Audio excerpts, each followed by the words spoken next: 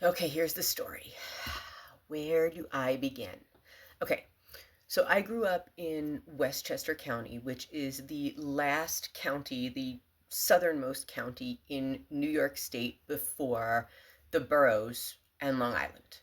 So I grew up right above the Bronx in the city of Mount Vernon, which ironically is where Diddy grew up too, and Denzel Washington, and who else? Captain Lou Albano, Dick Clark, Art Carney. There are a few more, Heavy D. So we have a long line of famous people from Mount Vernon, New York. Now I moved to a more exclusive town in Westchester County for a while that has an influx of celebrities living there. At the time, I was a Pilates instructor, yoga instructor, aerial yoga. I taught kids circus arts, and I had just opened a studio in that town. So all the local kids were my students, but all the local kids' parents were producers, were Wall Street people, were they worked everywhere, everything you could think of. One day we were talking about MTV. I was talking with one of the parents of one of my kids, and I mentioned Celebrity Deathmatch, and he was like, Shh, I produced that. That kind of town. And it was also ripe with old money, who were my real clients. And yes, old money is so different from new money.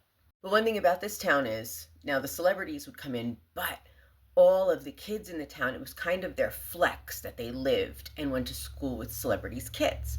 So the story is I was in my yoga studio, and apparently Blake Lively went shopping in the local market.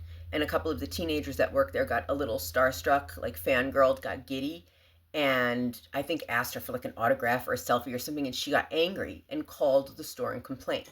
So that story made it up the street in like 5 seconds. And then the other one was one of my students, her father has like a chain of restaurants in Westchester, which is not an easy thing to do, to have like a successful chain of restaurants.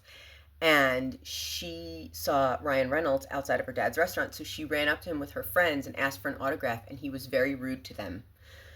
To the point where they walked into my yoga studio and they were like, "Oh my God, Ro, we met Ryan Reynolds." And I'm like, "Oh, how cool." And they were like, "Nope, he wouldn't talk to us. He told us to leave him alone. He told us we were being rude." So those are the stories.